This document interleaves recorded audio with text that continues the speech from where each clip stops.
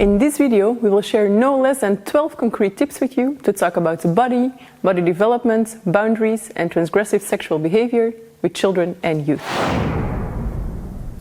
Tip 1. Start talking about it as early as possible. This is a general tip when it comes to talking about sex and sexuality.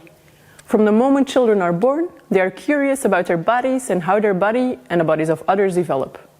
Use that curiosity to your advantage. The sooner you start talking about it, the more normal it will feel, which is crucial if you want children and youth to openly talk about it. In order for them to be able to talk about it, they also need the correct vocabulary, and that's our second tip. Give them that vocabulary. It's important for children to learn the correct name for all their body parts, including their genitals. Often, nicknames are used for the vulva, the penis, the testicles. This makes us feel more comfortable, but it doesn't help children at all. Why is it so important for them to know the correct names of their genitals as well? First of all, it helps normalize these body parts. Secondly, it enables them to better explain what is wrong if they have a problem or are in pain. And most importantly, should someone touch them inappropriately, then knowing the names of all their body parts enables children to talk about it. Tip 3. Reflect diversity. We are all unique, so are all our body parts. Make sure to reflect this uniqueness and diversity in the materials you use. Use pictures of people with different body types, and when talking about specific body parts, about the genitals for example, include various pictures of penises and vulvas as well. This way, children learn that all bodies are different and that that's perfectly okay, which contributes to a positive self-image. Tip 4. Use recognizable situations. Use experiences that children and youth are familiar with and can relate to. This way, you invite them to share their own experiences as well, and you can better respond to the questions they might have. For example, talk about unwanted hugs with toddlers, about sexual banter or teasing with teens, and about intimate pictures with adolescents. Tip 5. Discuss stereotypes. Since stereotypes are views that undermine resilience, it's important to actively talk about them. Discuss stereotypical views about gender roles, beauty ideals, victim blaming, sexual aggression and assertiveness.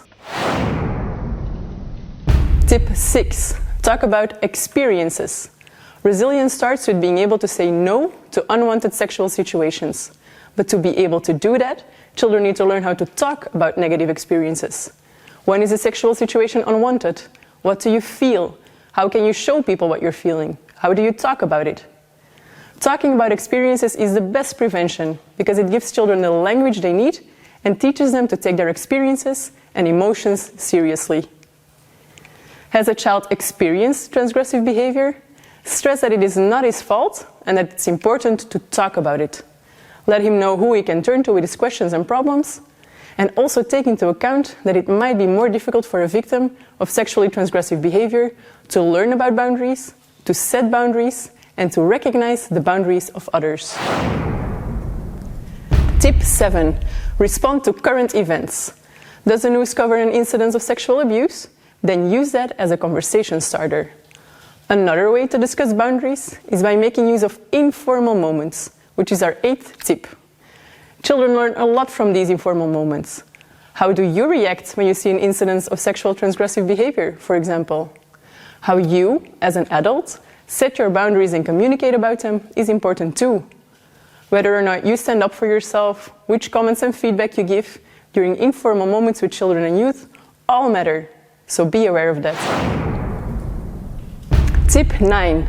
Talk about what they can do. When discussing boundaries and sexual transgressive behavior, it's important to not only talk about what children cannot do, they need to know what they can do as well. How can you ask someone for a kiss or a hug? What makes sex fun?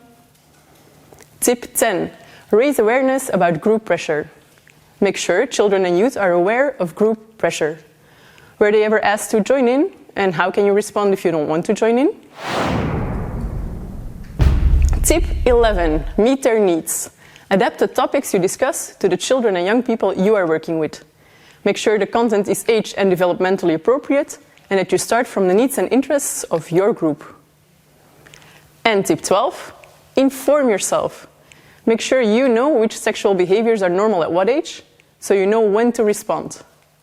Learn how to respond appropriately with the FLEX system created by Sensoa, which we discuss in detail in this program.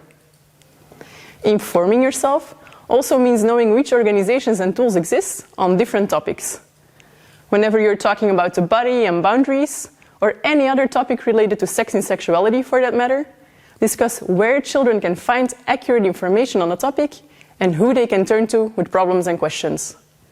Make sure to check out our comprehensive sexuality education resource database right here on Street Smart Learn for inspiration.